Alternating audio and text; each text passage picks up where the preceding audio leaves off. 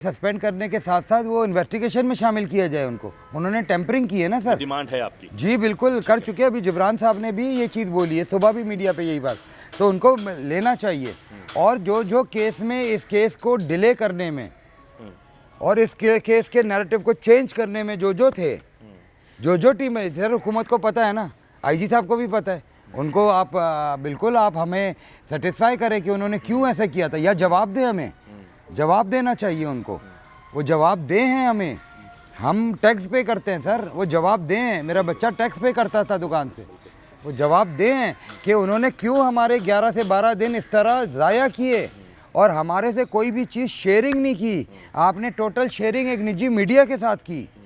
उस मीडिया से जो हमें पता लगता था हम मीडिया को बताते थे कि भाई निजी चैनल को इस्तेमाल कर रहे हैं, हमारे साथ गलत कर रहे हैं, हम मर्डर हुआ हुआ है। तो ये सर काम है हमें इस चीज़ों की क्लेरिफिकेशन देना, ये हुकूमत का काम है। हुकूमत दे,